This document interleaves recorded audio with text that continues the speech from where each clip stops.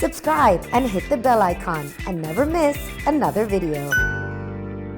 मैंने जब स्टार्टिंग में शिव से अच्छी दोस्ती की तो मुझे वो एक लड़का मतलब अच्छा लड़का लगता था। मैंने कहा ये दिल से खेल रहा है, इसके मन में कोई ऐसा कुछ नहीं है कि ये मतलब गंदा गेम खेलने वाला है। फिर देखा तो बाद में पता चला कि ये तो गेम के लिए किसी भी हद तक गिर सकता है। तो मेरे को शायद उन चीजों पे गुस्सा आने लग गया था कि यार ये मेरे को आदमी हर चीज पे क्यों टोक रहा है। साजिद सर के साथ भी ऐसा ही हो गया था कि मैंने उनको कोई रिप्लाई देना जरूरी नहीं समझा, इसलिए वो मेरे आगे पीछे घूमने लग गए।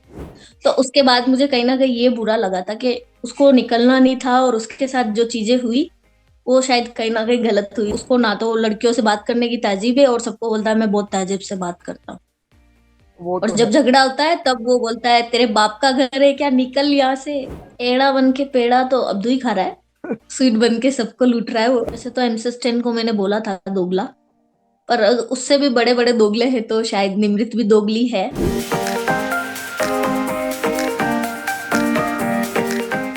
Hey guys, this is Nawaz Kochra from Team Miss Malini and I am here in conversation with the very amazing Gori Nagori. हमने इन्हें बिग बॉस 16 में देखा है और सच कहूं तो इन्होंने हमें गेम किस तरह से किस नए तरीके से खेला जाता है वो उस घर में रहकर सिखाया है। तो पहले तो वेलकम टू मिस मालिनी। गोरी जी कैसी हैं आप? हेलो, राम राम जी, कैसे हैं आप? बस बढ़िया बढ़िया। और बताइए कैसे लग रहा है बिग बॉस के बाहर आकर? सच बात बोलूं तो बड़ा मजा आ रहा है। ये और इतने सारे लोग दिख रहे हैं, गाड़ियां दिख रही है, कुत्ते बिल्ली सब कुछ दिख रहे हैं बाहर के। हाँ, इंसानों के वो मतलब 16 इंसानों के अलावा भी दुनिया में बहुत कुछ है देखने के लिए। तो काफी मजा आ रहा है बाहर आने के बाद। बट कहीं ना कहीं थोड़ा अजीब नहीं लगा आपको इतने इतने हफ्ते उस घर में रहने के बाद जब आप बाहर आते हो फिर अभी से इस दुनिया मतलब में? वो तो अभी भी लग रहा है मुझे कि हाँ। उठो उठो, एंथम का टाइम हो गया, जल्दी उठो। ये चीजें तो अभी भी हो रही है साथ में। अरे वाह। लेकिन मतलब आप एक उस वो घर रहता है से ना कि किसी वहां को जल्दी ऐसे उठ मिस के कर रेडी रहे हैं? होना, मेकअप करना।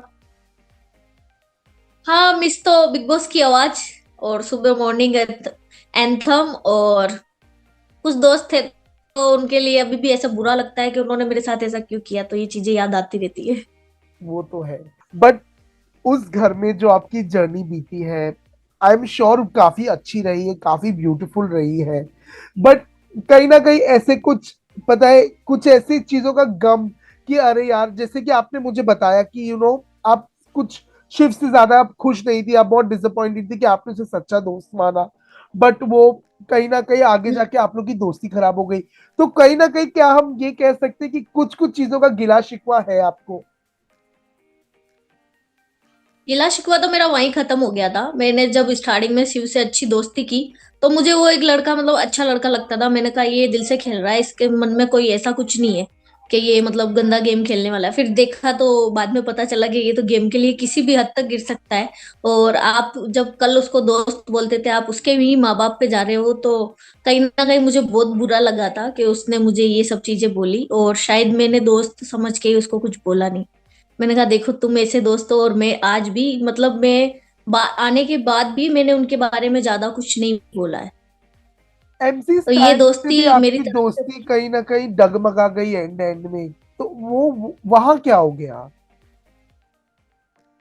वहां पे मेरे को ऐसा लगता है कि मेरी तरफ से तो स्टार्टिंग से कोई कमी नहीं थी, क्योंकि मैं उसको हमेशा समझाती रहती थी। कहीं ना कहीं उसके ही दिल में कुछ फर्क आ गया और उसको ही शायद ऐसा लगा कि ये मेरे साथ भी खेल रही है। बट मैंने उसके साथ कभी कोई स्वार्थ वाली बात थी नहीं। हम्म। मेरी दोस्ती तो सबसे अच्छी रही है, और जिससे मैंने दोस्ती की थी मैंने उनको सबको यही बात बोली थी कि मैं लास्ट टाइम तक निभाऊंगी। और आप वो बोलते हैं ना, एक लॉयल तो रहो दोस्ती के लिए। सही वो बात। तो वही नहीं रहे, लास्ट में तो सभी अलग हो गए। और पता है मुझे सबसे बुरा एक चीज का जो लगा वो भी दूसरे कंटेस्टेंट से आपके प्रति उनका बिहेवियर कहीं ना कहीं बहुत अलग था। जैसे कि पता है Sajid Khan for that matter, उनका जब मन आए हाँ वो आपको कभी भी कुछ भी बोलकर चले जाते थे क्योंकि उन्हें ये लगता था कि अगर मैं गोरी को कुछ बोलूंगा वो पलटकर जवाब नहीं देगी। ठीक है, तो कहीं ना कहीं आपको भी क्या हाँ वो बुरा लगता था कि यार वो आपको इस तरह से क्यों ट्रीट किया जा रहा है उस घर में?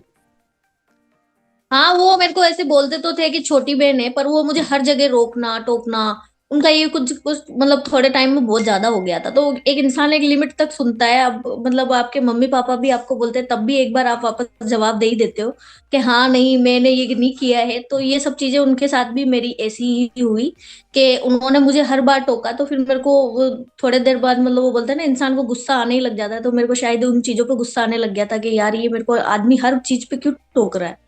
सही है। और पता है जब उन्होंने आप पे वो चोरी का इल्जाम लगाया, कहीं ना कहीं आपको वो बात चुभी, बिकॉज हमें वो लग रहा था कि आपको वो बात दिल पर बहुत लगी।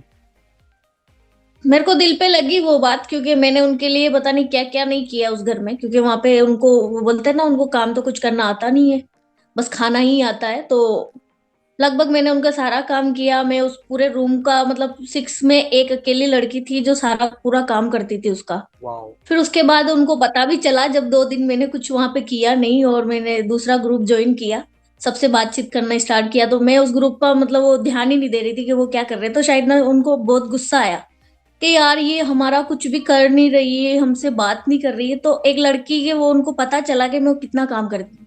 तो इसी वजह से शायद उनका गुस्सा उभर के निकला कि अब तो करे। और सही है। उन्होंने बोला भी था उसमें कि हाँ तुमने नए दोस्त बनाए हैं तो पुराने दोस्तों से दुश्मनी ना कर। ऐसा भी उन्होंने हाँ बोला था, खुला हाँ। बोला था। और ये हमने टीवी पर देखा भी था, और उस टाइम पे पता है यही चर्चा चल रही थी सोशल मीडिया पर कि वो गौरी के साथ इस तरह से क्यों बिहेव कर रहे हैं। क्योंकि हमें कहीं ना कहीं लगा कि उन्होंने वो चोरी के बात को लेकर लाइन कुछ ज्यादा ही क्रॉस कर दी, जबकि वो खाना देना गलत नहीं था।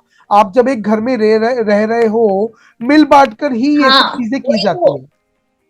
वो खुद तो सबको देते हैं। मेरे सामने उन्होंने कितने ही लोगों को दिया, तब उनको बुरा नहीं लगा। वो उनको ये था कि मैं उनको पूछ क्यों नहीं रही हूँ, मैं उनसे बात क्यों नहीं कर रही हूँ। बुरा तो उनको इस चीज का लगा था, क्योंकि वो बोलते हैं ना कि एक इंसान को जब आप भाव नहीं दोगे तो वो पीछे पीछे ही घूमेगा। तो शायद साजिश सर के साथ भी ऐसा ही हो गया था कि मैंने उनको कोई रिप्लाई देना जरूरी नहीं समझा, इसलिए वो मेरे आगे पीछे घूमने लग गए। और वो बात है कि उनको मेरे को कहीं ना कहीं टारगेट करना था, इसलिए वो झगड़ा करना चाह रहे थे। और साजिश सर का तो ऐसा था कि मैंने चाय पी ली थी और उसी दूध को उन्होंने बोला था कि ये फटा हुआ दूध है, मैं नहीं पीऊँ।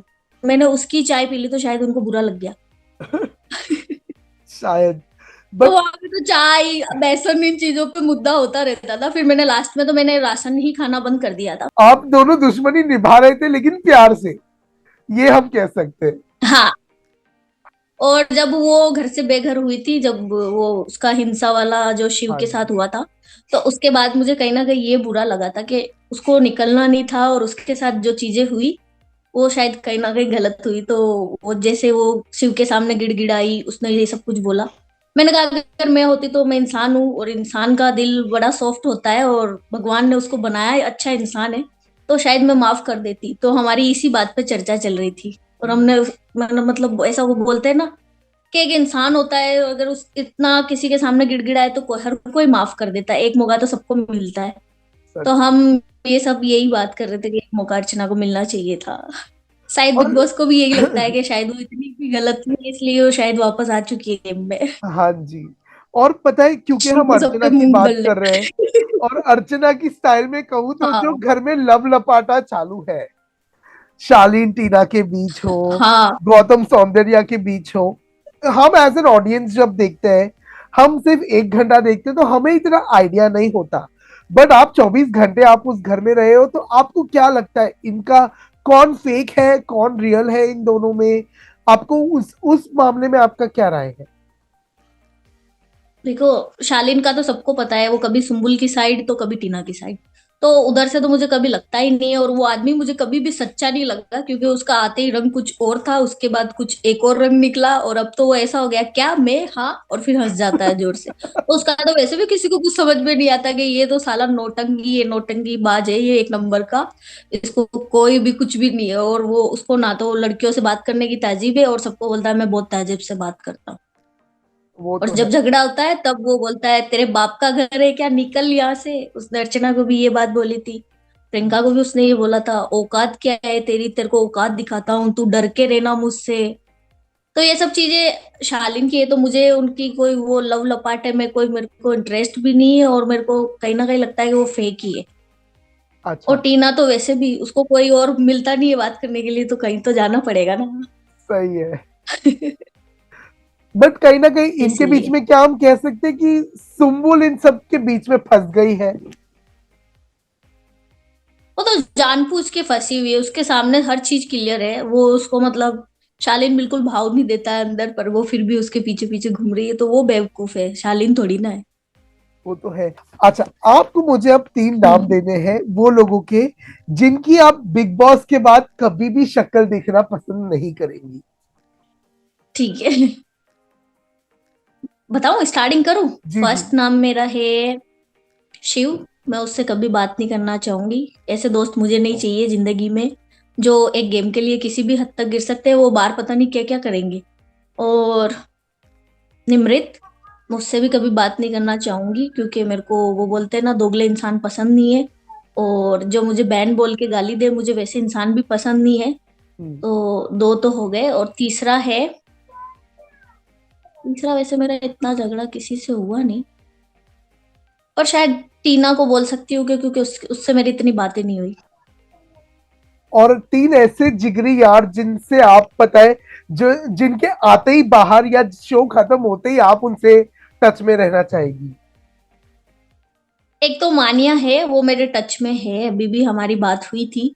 और एक सौंदर्या हुई, प्रियंका, अर्चना, और शायद एमसी स्टैन भी, अरे वाह। कहीं ना कहीं। अच्छा, अब हम आते हैं गेम सेगमेंट पर हमारे। इस गेम का नाम है हुज हु।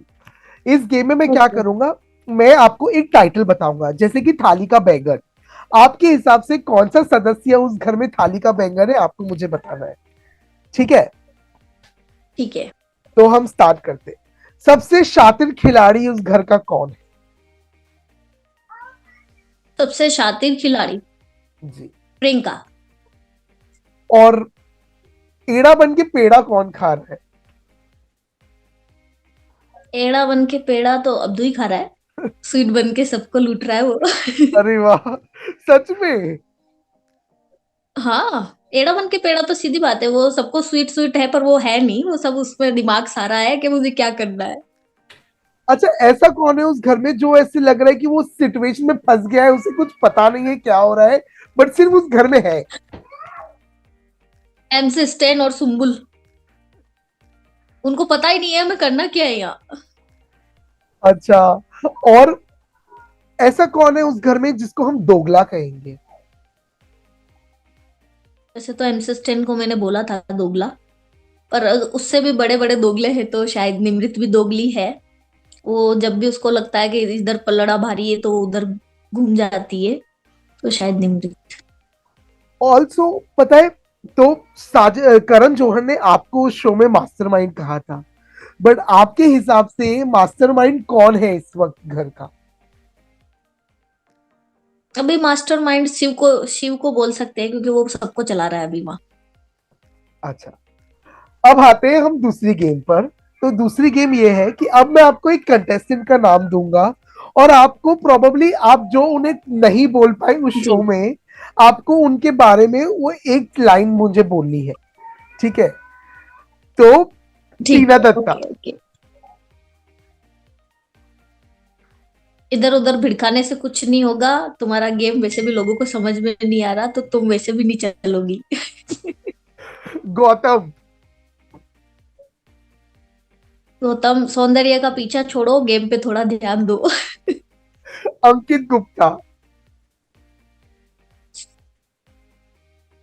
ये पर कहीं ना कहीं तुम्हें तुम्हारे मुद्दे भी रखने पड़ेंगे, जब भी तुम दिखोगे। प्रियंका चौधरी। वो वैसे भी अच्छा खेल रही है, पर कहीं ना कहीं उसको बोलते हैं ना कि थोड़ा कम बोले तो ज्यादा बढ़िया रहेगा। अमेजिंग।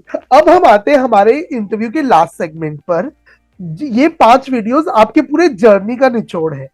अब मुझे हर वीडियो के बाद आपका रिएक्शन जानना है क्या है, ठीक है? लेकिन उस मोमेंट पे ओके। आपने क्या फील किया, और अब वो वीडियो देखकर आपको क्या फील हो रहा है?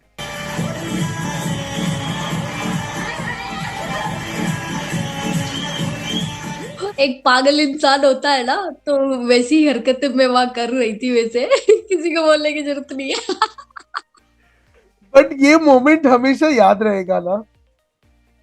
मुझे बहुत याद रहने वाले हैं, और ये मेरे लिए जिंदगी का सबसे अच्छा मोमेंट था। और शायद मैं जब वो बोलते हैं ना, जब मेरी एंट्री होने वाली थी, तो मैं बैक स्टेज पे खड़ी थी, और मेरे वहीं पे आंसू आ गए थे, ये क्या होने वाला है अब। अरे वाह। और अब फिर आते हैं हम दूसरे जो मैं वीडियो पर। जी किसी के एवोकाडो फेंके नहीं है मैंने। फेंके अरे यू के बड़ा गोरी भाई नहीं है। आ जाना। क्यों नहीं? अगर वहाँ मारपीट वाला माहौल होता ना तो इसको मुंह पे देती है। अब आते हैं तीसरे वीडियो पर।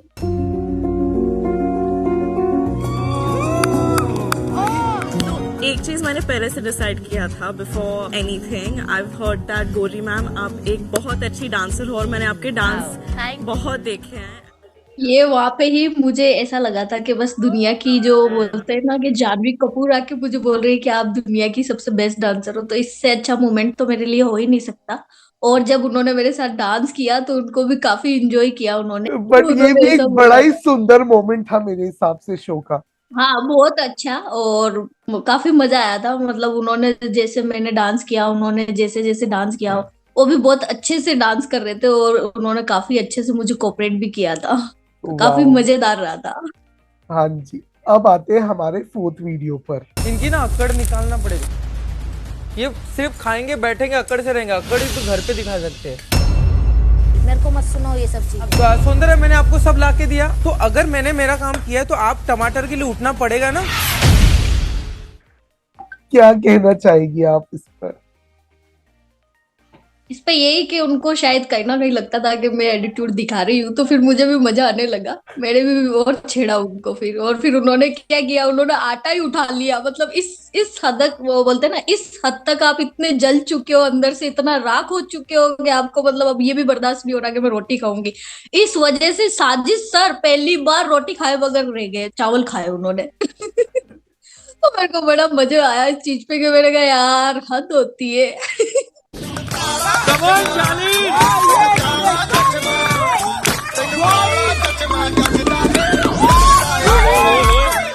हाँ काफी एंजॉय किया था हमने। और शालीन तो बोलते हैं ना, मुझे ही देख, मतलब सबने बोला था कि मुझे ही देखने लग गया है, वो डांस करना बंद कर दिया।